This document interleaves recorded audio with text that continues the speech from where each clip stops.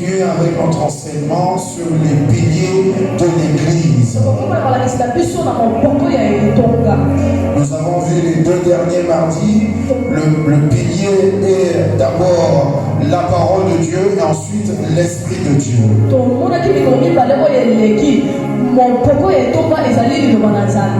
Oui, la parole de Dieu et l'Esprit de Dieu. Oui, c'était les 2 premiers piliers. Alors aujourd'hui, on va entamer un 3e. Le 3e pilier, c'est serviteur. Oui, le pilier ou la colonne qui soutient l'Église. La parole de Dieu, l'Esprit de Dieu. Et ensuite, c'est les serviteurs. Alléluia. Première chose, c'est que tout le monde dans l'Église doit servir. Si tu ne sers pas, c'est que tu es inutile dans le corps. Alléluia. Or, on sait que le corps humain, il n'y a rien qui est inutile dans le corps humain. Même ce que la science ne comprend pas encore, ça son utilité. Alléluia. Je lisais dernièrement sur Google un article sur un magazine scientifique qui disait que les experts viennent de découvrir un nouvel organe dans le corps. Un nouvel organe. Nouveau. En 2023. Nouveau. Alléluia. Donc, à plus forte raison, dans le corps de Christ, nous tous les membres, nous sommes là pour servir. Et ça, c'est une colonne de l'Église. Si on ne sert pas, l'Église ne sera pas stable. Alléluia. Le Seigneur va nous faire découvrir certaines choses. Donc notre verset pour cette étape, c'est Romains chapitre 12 verset 11.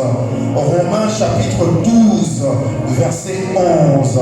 Ça dit: ayez du zèle et non de la paresse.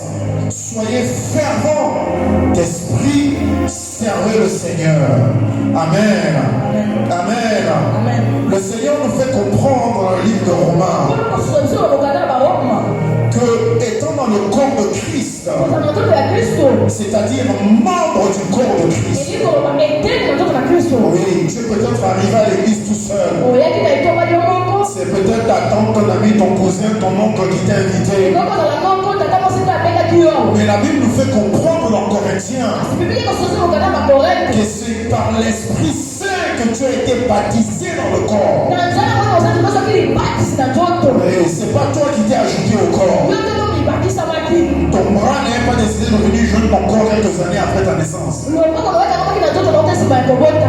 ton bras a été formé quand tu étais encore dans le ventre de ta maman. Oui, et c'est l'Esprit Saint qui a formé l'Église. On avait vu la semaine passée que c'est Dieu qui a décidé quel membre je veux mettre où. Oui, c'est pas toi qui décides d'être ceci ou cela dans l'église. Que ce soit par rapport à l'appel du ministère ou par rapport au don spirituel. C'est pas toi qui décides. Parce que l'appel et le don déterminent la place que tu occupes dans le corps. Or, la Bible nous fait comprendre clairement qu'il n'y a pas un membre plus important que l'autre. Ne dis pas moi je suis apôtre. Les protocoles, on peut s'en passer. Ok, viens faire ton apostolat et ne mets pas de protocole à la porte. On verra si ton culte va bien se passer. Alléluia. Dieu nous fait comprendre que les membres qui ont le moins d'honneur, oui, Dieu les a donné plus de valeur. Oui, tout est équilibré dans le corps. Mais nous tous qui sommes membres, nous sommes membres pour pour servir. Romain nous dit qu'il faut d'abord avoir du zèle. Oui, le zèle, non pas pour le zèle, la vive application, l'énergie, la passion. Oui, alléluia. Oui, le français, les gars, des fois, ils ne veulent pas s'entendre. C'est pas grave, on va y arriver. Alléluia. Il faut avoir le zèle, l'énergie. Ah, voilà, le zèle. Oui, c'est pas l'esprit qui te le donne. La Bible n'a pas dit prier pour avoir le zèle. Non, ça dit ayez du zèle. Ouais, c'est toi qui mets le zèle en toi. On avait prêché une série, on avait parlé du zèle de ta maison. Oui, une des définitions c'était la vive application. Oui, une application qui est vivante. Pas qui dort de temps en temps. Non, qui est éveillée, qui veut agir. Donc la Bible te dit premièrement, toi en tant que membre du corps. Donc mis dans le corps pour servir. Premièrement, et du zèle. Sois éveillé. Sois alerte et les yeux ouverts. Sois conscient de ta place et ta position, ta fonction et tes responsabilités. Alléluia. Et ensuite, ça dit il n'y a pas de paresse. Si ça dit je ne peux pas avoir de paresse, oui, c'est que la paresse veut toujours entrer. La Bible dit le paresseux est le maître de celui qui détruit. Non, pas le maître, le frère, pardon. Oui, le frère. Oui, celui qui prend la hache pour casser la maison. C'est la même chose que celui qui dort et qui n'étend pas sa maison. Les deux, c'est la même chose. Dans le proverbe, quelque part, ça dit que le paresseux ne veut même pas aller nettoyer sa maison. Mais il y a encore pire que ça. Ça dit que le paresseux dit qu'il n'a pas assez de force pour amener la nourriture de sa main dans la bouche. Non, mais le diable est un menteur. Dans l'église du Seigneur, toi et moi, on ne sera pas paresseux. Non, non, on sera les membres sur lesquels Dieu peut le plus compter. Oui, si jamais Dieu demande comme il a fait pour Esaïe, qui je vais envoyer? Dieu n'aura même pas besoin de demander. Parce qu'avant de demander, je prie qu'il pense à toi. Je prie qu'il pense à moi. Qu'ils se disent oui, j'ai un serviteur là-bas, j'ai une servante là-bas, j'ai du zèle et qui n'a pas de paresse. Et ensuite la Bible dit soyez fervents d'esprit. Fervent d'esprit, oui, savoir la chaleur, l'énergie, c'est comme le zèle, c'est un peu la même chose. Alléluia, être éveillé, oui, être prêt pour toute action, oui, avoir la ferveur, la chaleur, l'enthousiasme, oui, la joie de servir, toujours prêt à partir. Quand le pasteur t'appelle, tu dis au pasteur, tu vois, j'étais rentré hier et plein d'explications. Non, non, non, non, ce ne sera pas notre cas. Alléluia. Alléluia. Maintenant, Matthieu chapitre 20, verset 20 à 28. Matthieu 20, 20 à 28. Tu peux baisser juste un peu mon frère, mais surtout n'arrête pas. Matthieu 20, 20 à 28. Alors la mère des fils de Zébédée s'approcha de Jésus avec ses fils et se prosterna pour lui faire une demande. Il lui dit, que veux-tu, femme? Elle lui répondit, ordonne que mes deux fils, Jacques et Jean, que voici, soient assis dans ton royaume, un à droite, l'autre à gauche. Jésus leur répondit, tu ne sais pas ce que tu demandes. Pouvez-vous boire la coupe que je dois boire? Ils répondirent, nous le pouvons. Et Jésus leur dit, il est vrai, vous boirez ma coupe, mais pour ce qui est d'être assis à ma droite ou à ma gauche, cela ne dépend pas de moi et ne sera donné qu'à ceux à qui mon Père l'a réservé. Les 10 ayant entendu cela furent indignés, jaloux contre les deux frères. Jésus les appela, oui, et dit, vous savez que les chefs, les patrons, les grands vous tyrannisent, vous maltraitent, vous asservissent, et il n'en sera pas de même au milieu de vous. Mais quiconque veut être le plus grand parmi vous, qu'il soit votre serviteur. Quiconque veut être le premier parmi vous, qu'il soit votre esclave. C'est ainsi que le Fils de l'homme est venu, non pour être servi, mais pour servir et donner sa vie comme la rançon de plusieurs. Alléluia. Alléluia. Le Seigneur nous fait comprendre d'abord une première chose. C'est que tu dois désirer. Oui, tu dois désirer avoir une position dans l'église de Christ. C'est pas un péché, mais il y a une différence.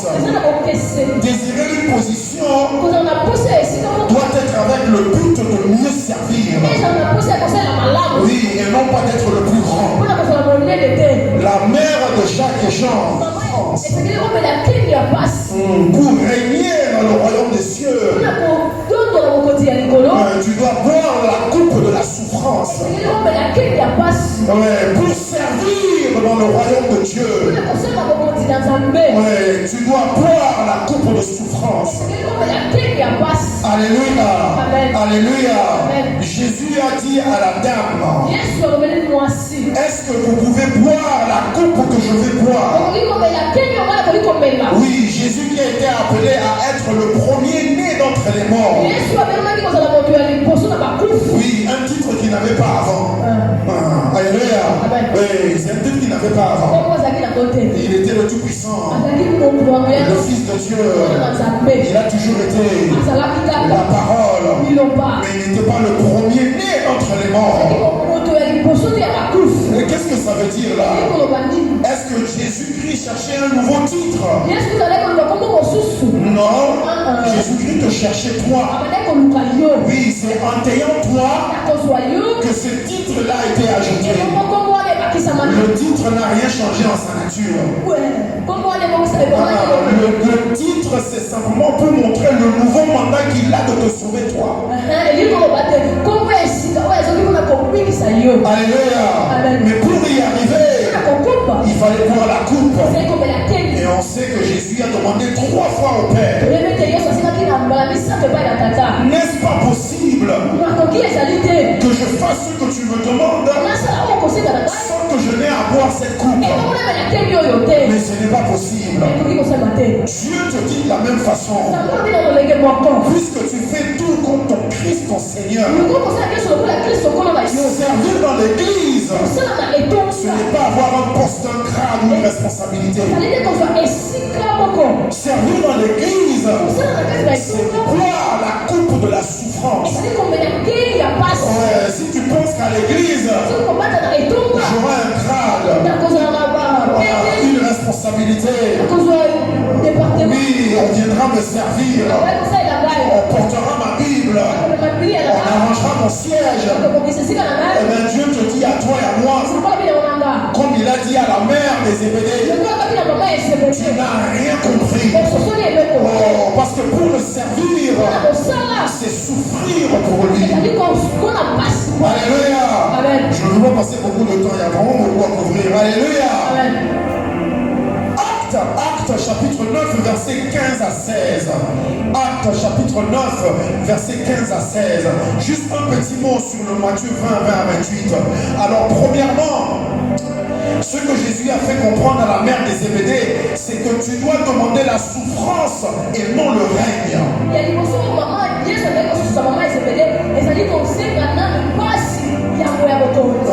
Ne demande jamais le règne, parce que tu ne l'auras jamais. Demande la souffrance. L'apôtre Paul a dit, ceux qui manquent aux souffrances de Christ, je la chair dans mon corps. Qu'est-ce que ça veut dire? Ce que Jésus n'a pas pu subir pour l'humanité, moi je veux le subir pour lui. Tu vas dire, ah mais je croyais que Jésus a pris tout le châtiment,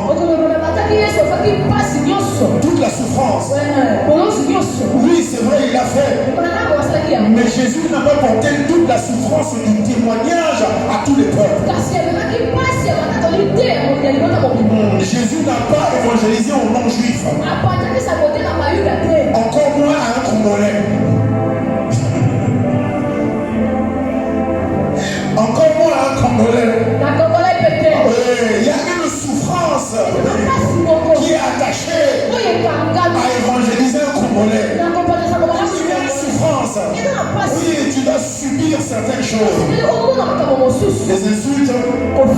les critiques, les paroles médisantes, ceci ou cela, tu l'achètes dans ton corps.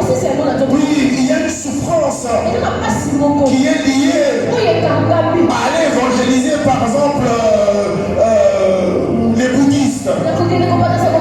Oui, Jésus n'a pas rencontré de bouddhistes. Oui, tu dois souffrir certaines choses.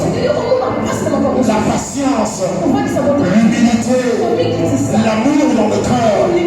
Tu ne cherches pas à gagner un argument ou une discussion. Non,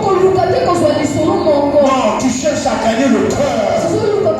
Ça veut dire que s'il faut que je perds la discussion, mais pour gagner le cœur de la personne, c'est ça que je vais faire. C'est ça que l'apôtre Paul voulait dire. Jésus-Christ a dit aux disciples, les œuvres que j'ai faites et les plus grandes encore, vous allez le faire. Donc il y a des œuvres pour le royaume de Dieu que toi et moi nous devons faire, mais que Christ n'a pas pu faire. Pas parce qu'il ne pouvait pas, non, parce que ce n'était pas sa mission. Jésus était clair. J'ai été envoyé à la maison d'Israël. Oui, mais toi, tu as été envoyé dans une autre maison. Oui, et c'est là-bas que tu vas aller souffrir pour Christ. Donc Jésus a dit à la dame, premièrement, ne demande pas le règne, mais demande la souffrance. Donc ça veut dire quoi? Que quand tu viens à Dieu, tu dois d'abord réfléchir. Oui, avant de prier, mon frère, ma soeur, de réfléchir. Ensuite, tu dois savoir, est-ce que je suis prêt à payer le prix? Oui, le prix. Oui, est-ce que tu es prêt à le payer? Parce que tout ce que Dieu a pour toi, il y a un prix à payer. Ce n'est pas l'argent, c'est la mort de la chair, la mort des désirs, la mort des pensées, la mort des ambitions, la mort des relations, la mort des relations familiales. Oui, parce que le jour où il y aura un qui ne veut pas marcher avec toi, il faut que tu décides. Et ensuite, quand tu sais que tu peux payer le prix, c'est là que tu commences à servir. Et en servant, tu vas grandir. Et c'est quand tu vas grandir, c'est là que Dieu va t'établir. Juste une parenthèse. Mais Acte chapitre 9, verset 15 à 16. Acte 9, Acte 9, 15 à 16. Mais le Seigneur lui dit, va. Il parlait à Ananias sur Saul. Il dit à Ananias, va, car ce homme, donc Saul, est un instrument que moi, Dieu, j'ai choisi pour porter mon nom devant les nations, devant les rois, devant les fils d'Israël, et je lui montrerai tout ce qui doit souffrir pour mon nom. Alléluia. Alléluia. Dieu a dit à Ananias, celui qui vous tuait, qui vous maltraitait, je l'ai choisi pour qu'il me serve. Va lui parler. Dis-lui, je l'envoie ici, ici, ici et là. Oui, et je vais lui dire ce qui doit souffrir pour mon nom. Mon frère, ma soeur, la première chose que Dieu veut que tu comprennes, c'est que servir le Seigneur, c'est souffrir pour le Seigneur. Souffrir. Non, pas dans l'erreur, non, souffrir. Oui, jusqu'au point où tu diras Seigneur. Comme Jésus a dit, un jour tu diras au Seigneur, ce n'est pas possible que tu fasses passer cette histoire à côté. Est-ce que je suis obligé de le faire?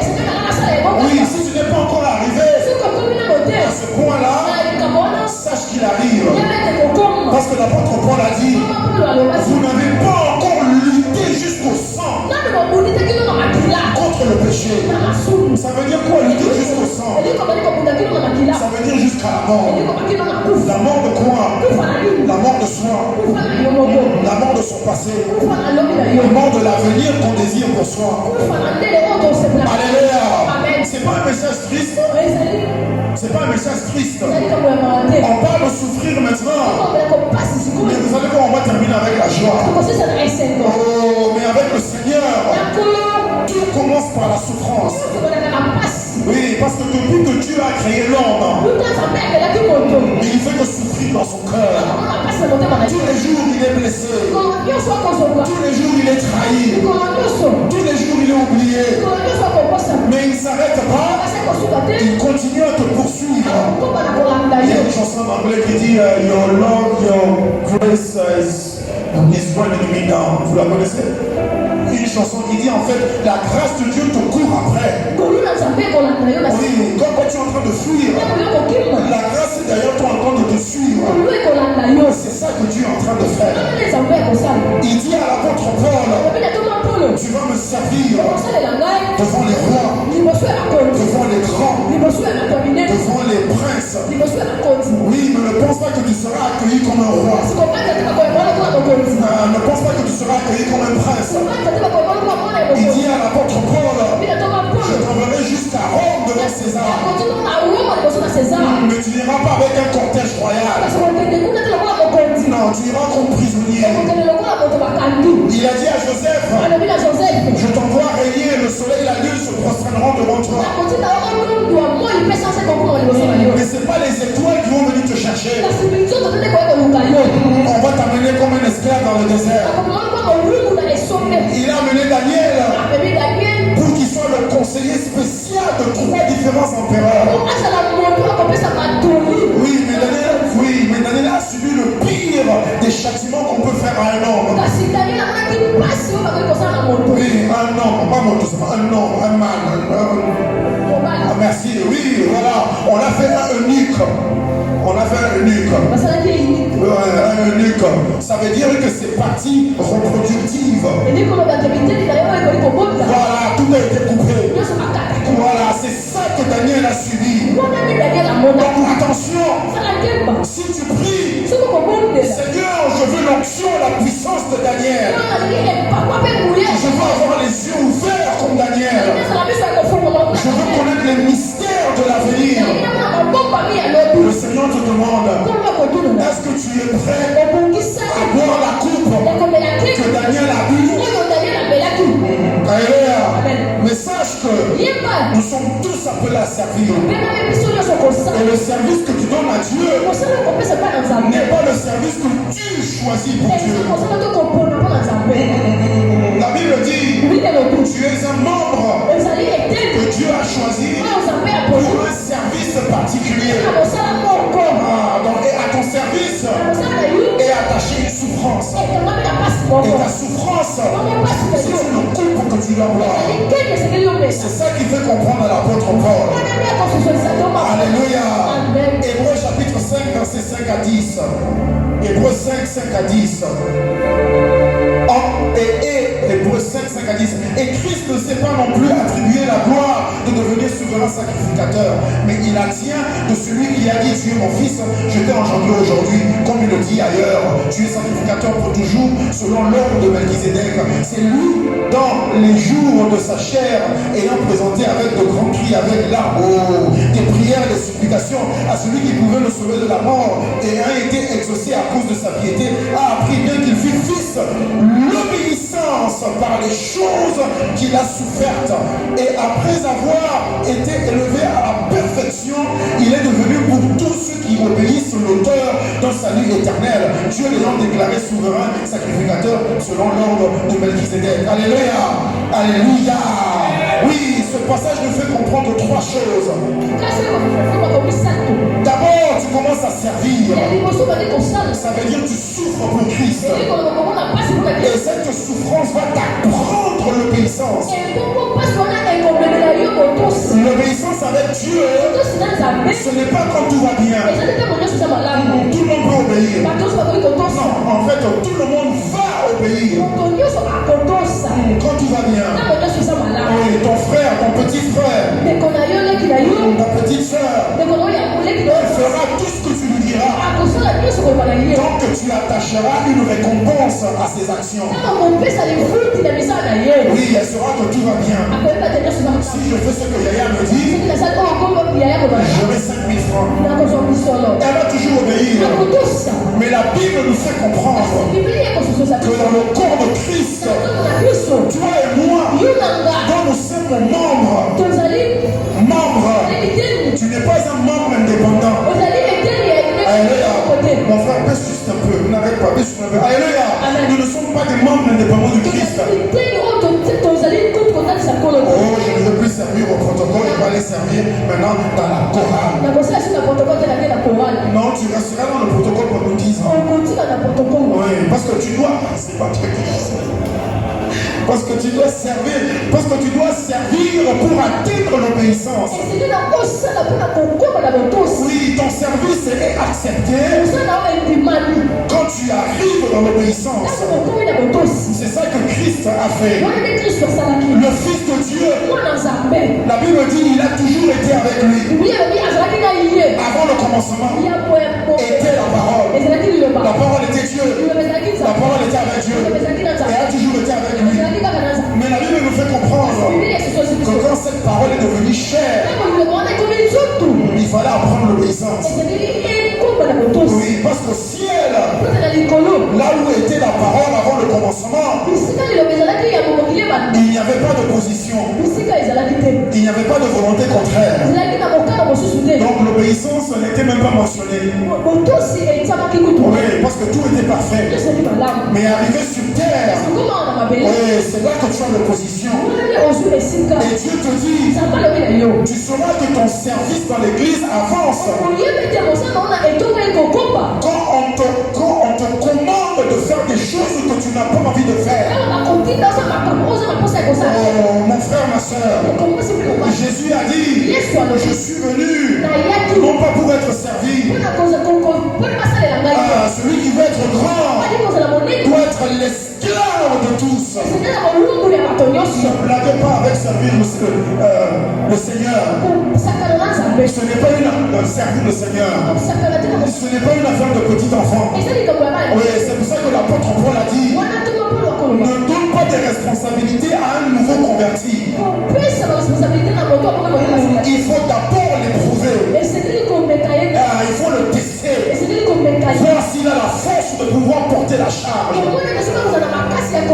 Toi et moi, j'espère que nous avons déjà atteint une certaine maturité où Christ peut nous charger certaines responsabilités dans l'église.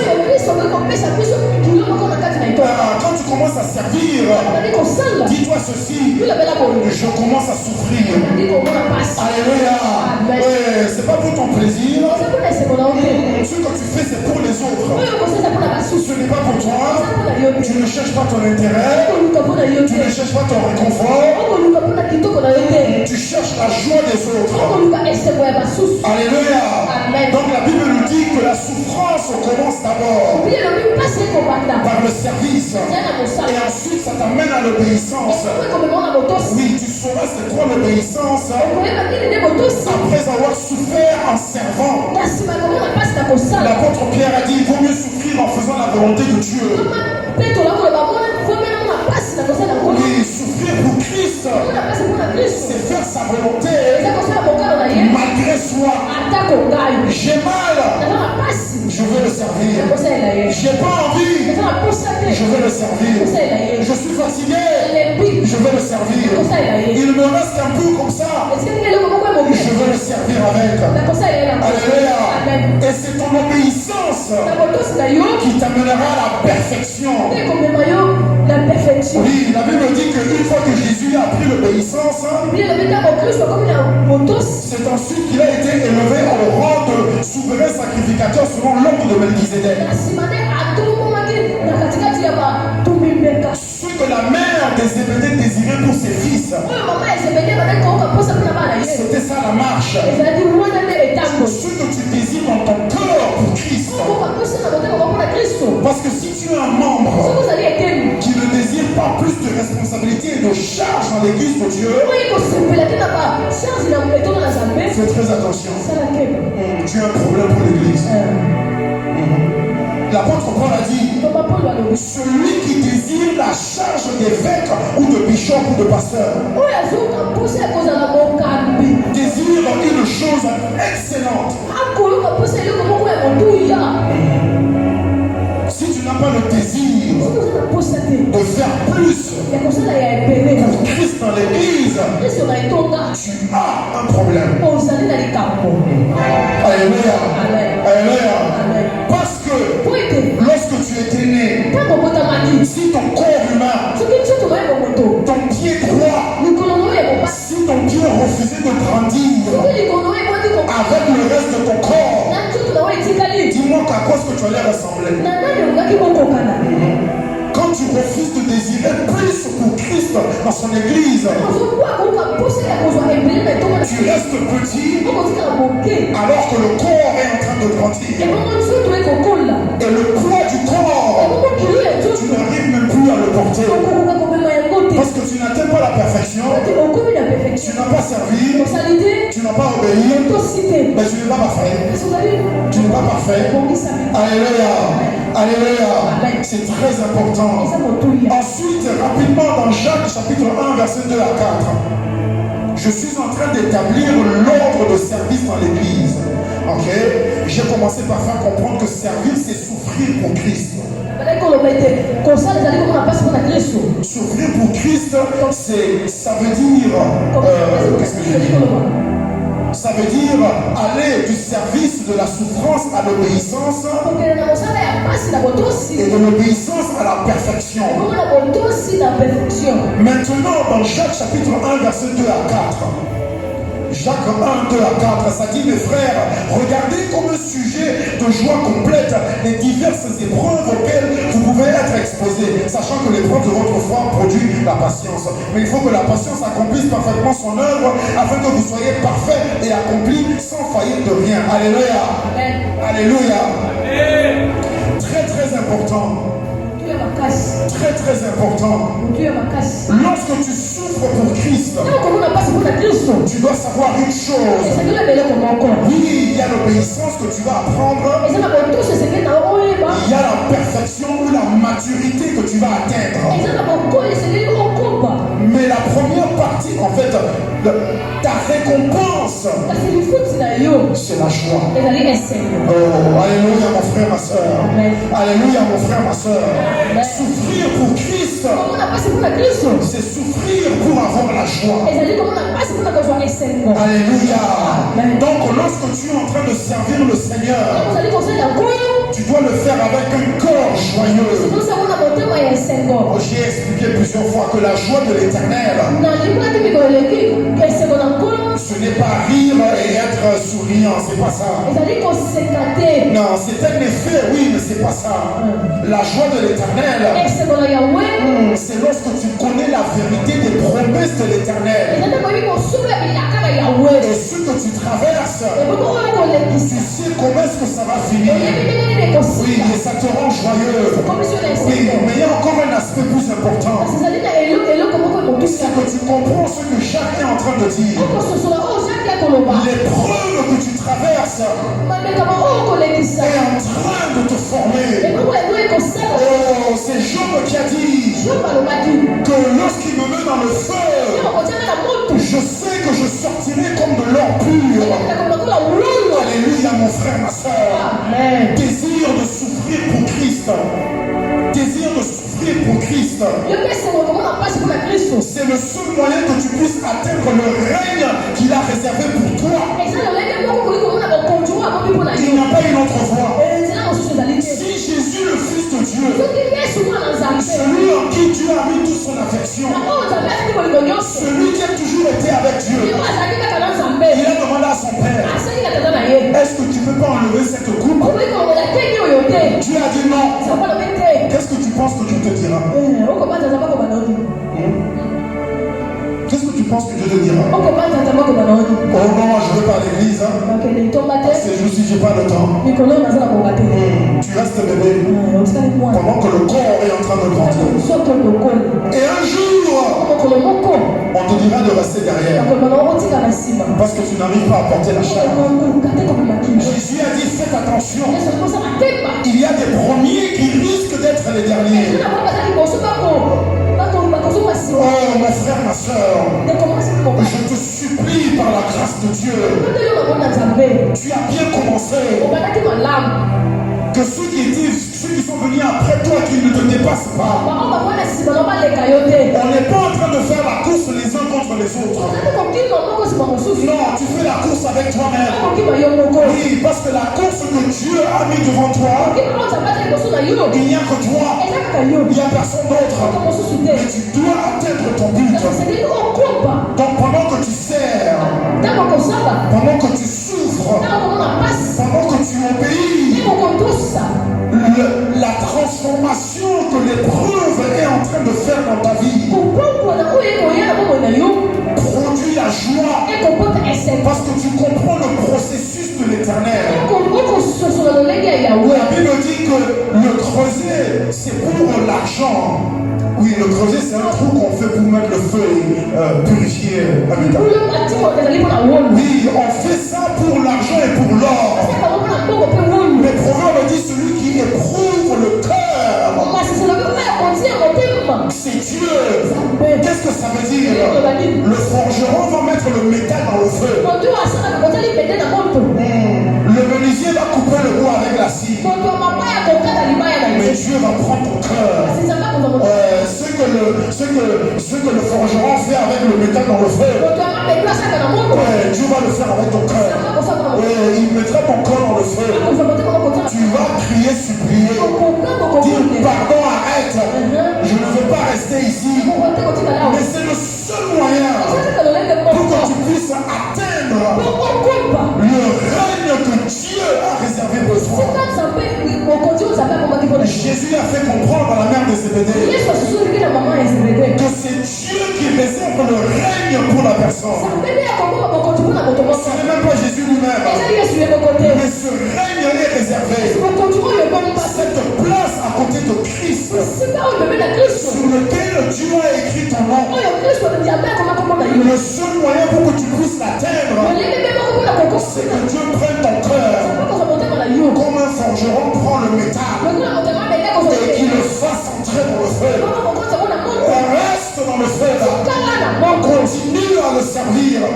Continue à l'adorer. Toujours avec la joie. Sans jamais murmurer. Parce que murmurer et hésiter, c'est pratiquement désobéir. Rappelez-vous Israël dans le désert. La Bible dit qu'ils ne sont pas entrés dans la terre promise. Oui, ils ne sont pas entrés dans le repos de l'Éternel. Parce qu'ils ont murmuré. Oh, ne murmure jamais. Ne murmure jamais. Quand ça chauffe, quand ça fait mal, quand tu en as marre, quand tu veux tout arrêter, tout abandonner, et que tu as même toutes les raisons légitimes d'arrêter. Oui, parce que le pasteur t'a fait du mal. Parce que le premier diacre t'a mal parlé. Parce que le choriste a dit des mensonges sur toi. Oh, mais tu dois supporter. Continuer à servir. C'est le seul chemin tracé pour toi. C'était le seul chemin pour Christ. C'est le seul chemin pour toi. Parce que pendant que tu le traverses, Dieu est en train de tuer leur cœur. Pendant que tu le traverses, Dieu est en train d'arracher la paresse. Pendant que tu le traverses, Dieu enlève la peur de ton cœur. Et Jacques nous dit, reste là, ne sors pas du feu, ne dis pas c'est trop Seigneur, garde la joie dans ton cœur, laisse Dieu accomplir son œuvre parfaite. Oui, j'ai l'occasion de parler un peu avec certaines personnes. Je parle souvent avec certaines personnes. Il y a des problèmes.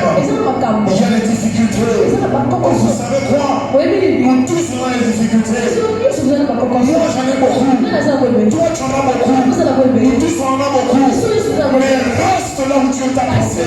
Le seul moyen pour aller t'asseoir sur le règne à côté de Christ, c'est jusqu'au jour où Dieu te prendra et te placera. La Bible nous dit dans Hébreux 5, verset 5 à 10, ça dit que ce n'est pas Christ qui s'est donné, c'est pas Christ lui-même qui s'est donné cette position de souverain sacrificateur. La Bible dit c'est Dieu qui a fait de lui souverain sacrificateur. Oui, quand Dieu a été satisfait du travail de Christ, oui, c'est là qu'il a établi souverain sacrificateur. Quand Dieu sera satisfait de ton service et de ta souffrance pour son royaume, c'est là qu'il va t'établir comme sacrificateur. Alléluia. C'est là qu'il va t'établir. C'est là qu'il va t'établir. C'est très important. Jacques nous fait nous comprendre. Oui, tu sers Dieu en souffrant, mais toujours dans la joie. Alléluia. Ensuite, oh là là, très rapidement, je vais passer ça. 2 Timothée chapitre 2, versets 3 à 6. On finit dans 10 minutes. 2 Timothée 2, 3 à 6. Souffre avec moi comme un bon soldat de Jésus-Christ. Il n'est pas un soldat qui s'embarrasse ou qui s'intéresse ou qui s'inquiète ou qui se préoccupe dans les affaires de la vie s'il veut plaire à celui qui l'a enrôlé. Et l'athlète n'est pas couronné s'il n'a pas combattu suivant les règles. Il faut que le laboureur travaille d'abord avant de recueillir les fruits. Alléluia. Alléluia. Le service de Dieu se démontre en 3 choses. Premièrement, comme un soldat. Ça veut dire obéissance totale et absolue à ton maître. Oui, alléluia. Premièrement, c'est comme un soldat. Deuxièmement, c'est comme un athlète. Oui, deuxièmement, c'est comme un athlète. Ça veut dire celui qui travaille suivant les règles et les instructions de Dieu. Oui, servir le Seigneur. Et troisièmement, c'est comme un laboureur. Ça veut dire c'est celui qui travaille d'abord avant de recevoir la récompense. Oui, tu es soldat, tu es athlète, tu es laboureur. Ça veut dire tu obéis sans discuter, tu suis les règles sans murmurer, et tu travailles d'abord avant d'avoir ta récompense. Je ne veux pas dire plus dessus. Alléluia. Maintenant, j'ai parlé de la joie tout à l'heure. La vraie récompense du service de l'Éternel, ce n'est pas la richesse. La richesse, c'est un produit qui vient après. La vraie récompense, c'est la joie. Là, Jésus-Christ a dit à ses disciples, je vous donne ma joie, non pas comme le monde donne. Il a dit ma joie, moi, personne ne peut vous l'arracher. Ton service, la souffrance pour Christ, ton sacrifice à l'église, la récompense que Dieu a pour toi, c'est sa joie. Matthieu chapitre 25 verset 21. Matthieu 25 verset 21. Son maître lui dit, c'est bien, bon et fidèle serviteur, tu as été fidèle en peu de choses, je te confierai beaucoup. Entre dans la joie de ton maître. Alléluia. Entre dans la joie de ton maître. Toutes les maisons, voitures, richesses, argent que Dieu peut te donner sur terre, ce n'est absolument rien si tu n'expérimentes pas la joie de l'Éternel. Mon frère, ma soeur, il faut faire attention. Dieu n'est pas un homme. Ça veut dire qu'il ne récompense pas comme un homme.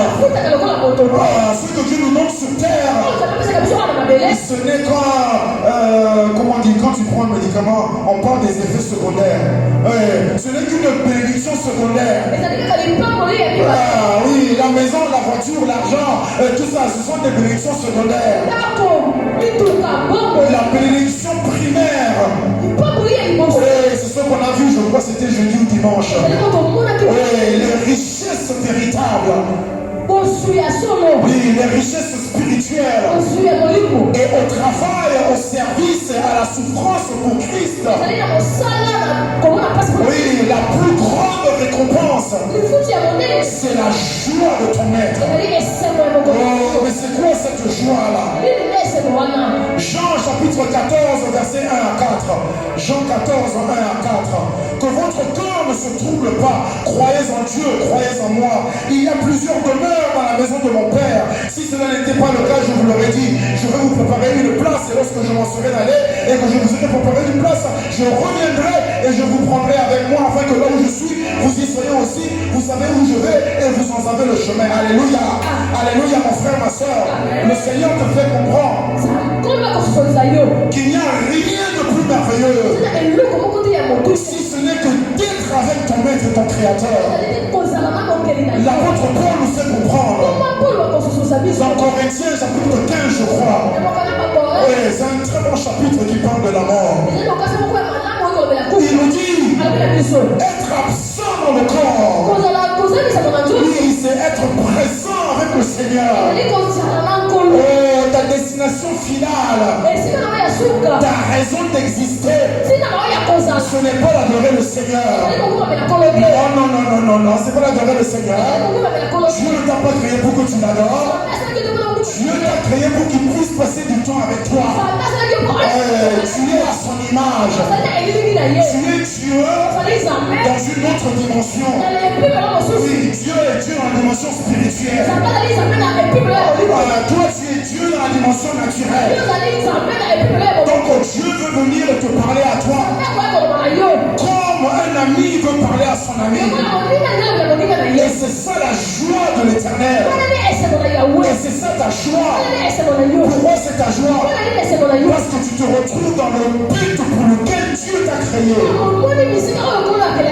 Que les chansons d'adoration, de louange ne te font pas rêver des choses que Dieu n'a pas fait. C'est pas ta chanson qui touche le cœur de Dieu. Oh, ma soeur, tu nous as bénis aujourd'hui. Oh, les beaux saratala. Oui, oh là là là là là là. Je ne savais même plus quoi faire. Alléluia. Oh, alléluia. C'était magnifique. C'était magnifique. Mais comprends ceci. La chanson que tu chantes, c'est pour entrer dans sa présence. Oui, parce que c'est dans sa présence que tu retrouves la joie de Dieu. Oui, être avec Dieu. Oui, comme il avait toujours été avec toi avant le commencement. Rappelle-toi que tu es esprit. Oui, tu n'as pas commencé à exister quand Dieu a fait ton corps. Non, donc de même que la parole était avec Dieu depuis toute éternité. De même toi aussi, tu as toujours été avec Dieu depuis toute éternité. Ton esprit, toi, mon esprit, tu as toujours été avec Dieu. Donc ta joie, ce n'est pas quelque chose. Non, c'est la présence de ton Créateur. Et c'est pour ça que tu dois le servir sur terre. Parce qu'en le servant sur terre, tu es en train d'écarter toute opposition. Oui, en commençant par la chair. Oui, la chair qui fait la guerre contre l'esprit. Oui, parce que tu souffres pour Christ. Parce que tu crucifies la chair. Parce que tu l'as fait mourir. Parce que tu l'as fait taire. Ah, ton esprit est en mesure de passer. Oui, et maintenant tu arrives à l'âme. Oui, l'âme qui veut aller penser ce qu'elle veut. Non, tu soumets ton âme à la parole de Christ. Oui, tu l'as dit, tu resteras ici. Tu n'iras nulle part. Alléluia. Et c'est comme ça que ton esprit ne fait qu'avancer. Jusqu'au jour où ton esprit entre dans la présence de ton Créateur. Et c'est ça ta récompense. Ce n'est pas la maison que Dieu te donne. C'est une bénédiction secondaire. C'est le petit truc sur lequel les anges marchent au ciel. Oh, ça un bijou avec 4 carats. Il y a des bijoux de 995 carats au ciel sur lesquels ils marchent comme ça. Alléluia. Ce que Dieu te donne, c'est sa présence divine, sa présence spirituelle dans un monde terrestre. C'est sa sainte présence dans un monde de péché. Oh, mais quelle joie! Oui, tu te trouves dans un désert, mais tu as des fleuves qui coulent. C'est ça la présence de Dieu. Et c'est ça ta récompense pour le service. Alléluia. Alléluia. Jésus leur a dit, tu entres dans la joie de ton maître. Où est-ce que je suis? Oui. Donc la récompense, c'est la joie et c'est d'abord être ensemble avec ton maître. Alléluia. Ensuite, Psaume chapitre 16, verset 8 à 11. Psaume 16, 8 à 11. J'ai constamment l'Éternel sous mes yeux. Quand il est à ma droite, je ne chancelle pas. Aussi mon cœur est dans la joie, mon esprit dans l'allégresse, et mon corps repose en sécurité. Car tu ne livreras pas. Oh là là, j'ai appuyé sur les lunettes. Alléluia. Excusez-moi. Car tu ne livreras pas mon âme au séjour des morts. Tu ne permettras pas que ton bien-aimé voie la corruption. Tu me feras connaître les sentiers de la vie. Il y a d'abondante joie devant ta face et des délices éternelles devant ta droite. À ta droite. Alléluia. Alléluia. Le psaume chapitre 16.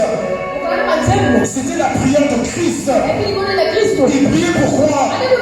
Il disait, Père, cette souffrance que je dois subir pour toi, cette souffrance que je dois subir pour tes enfants, va me séparer de toi. Je n'ai jamais été séparé.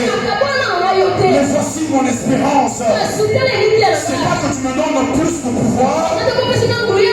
Non, c'est pas que tu me donnes plus d'onction. Non, c'est que tu gardes mon corps. C'est que tu gardes mon âme. Afin qu'après que j'ai accompli ta volonté, que tu me ramènes dans ta présence. Alléluia, mon frère, ma soeur. Nous avons trop bafoué la présence de Dieu.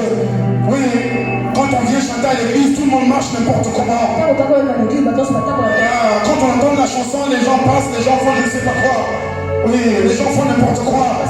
Ouais, tu oublies que c'est la chose la plus sacrée. La chanson que tu chantes, c'est pour être dans sa présence. Le service que tu fais, c'est pour être dans sa présence. La prière que tu fais, c'est pour être dans sa présence. Les malades que tu guéris, c'est pour être dans sa présence. Tout ce que tu fais sur terre, c'est pour comme Jésus. Que ton Père ne te laisse pas connaître la corruption sur terre. Mais quand le moment sera arrivé, que le Seigneur te reçoive dans son sein. Oui, la Bible parle là-bas dans le sein d'Abraham. Que Dieu t'accueille à bras ouverts. Voilà pourquoi tu dois le servir. Alléluia. Jésus, lorsqu'il a fait son sacrifice, il a reconnu la récompense. Et toi, quand tu sers l'Éternel, qu'est-ce que tu lui demandes en échange? Qu'est-ce que tu me demandes en échange? La maison, la voiture, le mariage, les enfants, l'argent. Qu'est-ce que tu désires de l'Éternel? Si tu n'as pas encore compris que c'est sa présence qui vaut beaucoup plus que n'importe quoi dans le monde, tu n'es pas encore perfectionné. Dieu te gardera encore. Alléluia. Alléluia. Amen.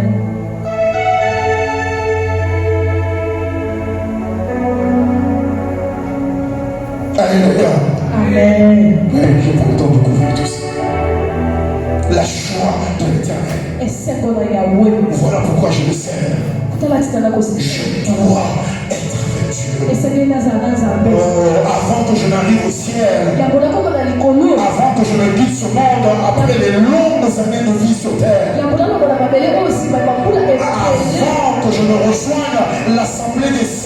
cieux. Je veux le voir ici sur terre. Je veux l'entendre, je veux le sentir. Ouais, c'est ça mon désir. C'est pour ça que je suis prêt à souffrir. C'est pas pour l'argent. Non, l'argent c'est rien pour Dieu. Ce n'est absolument rien. C'est pour ça que Jésus a dit recherchez d'abord le royaume. C'est quoi chercher un royaume? C'est demander audience avec le roi. Demander audience avec le roi. Ouais, parce que si tu vas aller chercher le royaume de l'Angleterre par exemple, oui, tu peux entrer en Angleterre et circuler partout, mais tu n'as rien vu. Le royaume, oui, est représenté par le roi. Entrer dans le royaume de Dieu, c'est entrer dans la présence de Dieu. Dieu veut se manifester dans toute sa grandeur. C'est pas réservé aux prophètes et aux apôtres seulement. C'est pour tous ceux qui croient. C'est pour tous ceux qui obéissent. Alléluia. 2 minutes. Servir. Maintenant que tu sais que c'est pour la joie que tu sers. La joie de ton maître. La présence de ton maître.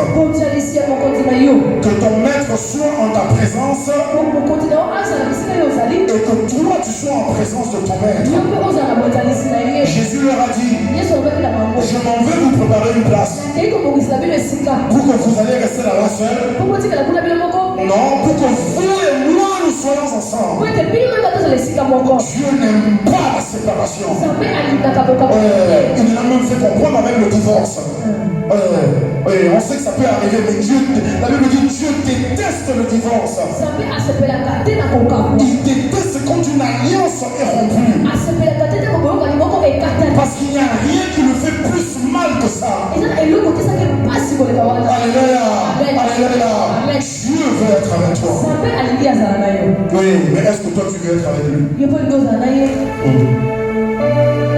Pour être avec lui, assis à sa droite ou assis à sa gauche, ce n'est que par le service, ce n'est que par la souffrance, ce n'est que par l'obéissance. Ouais.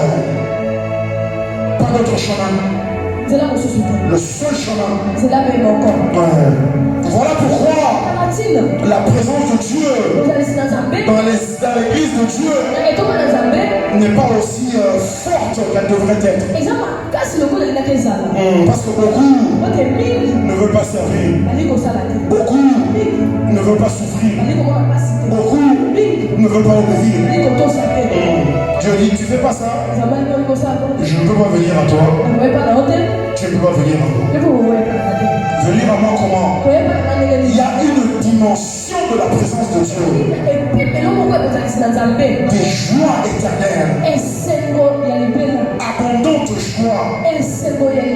Délices éternelles. Ouais, ça c'est pour ceux qui ont franchi toutes les étapes. Comme Jésus-Christ. Dieu t'attend tous les jours. Alléluia. 2 versets, on a fini. 1 Corinthiens chapitre 3 verset 10 à 15.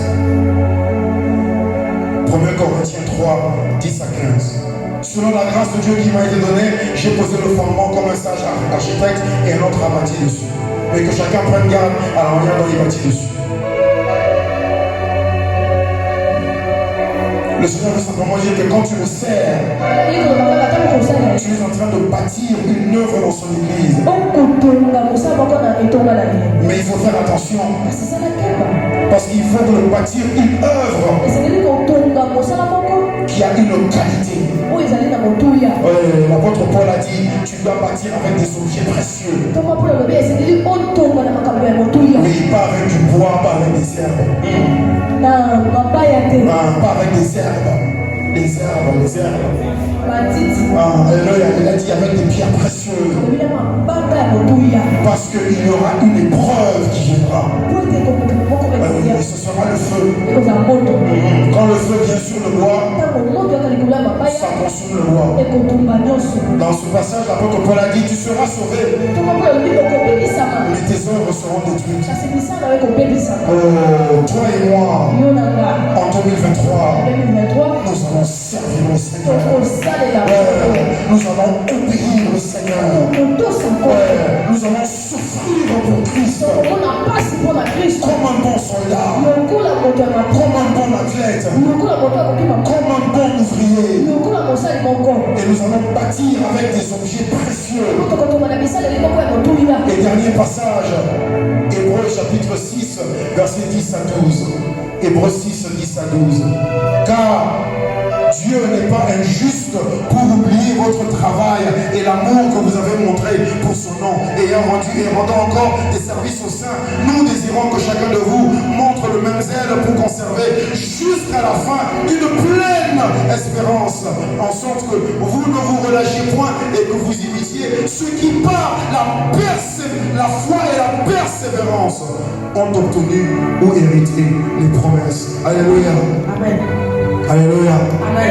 La foi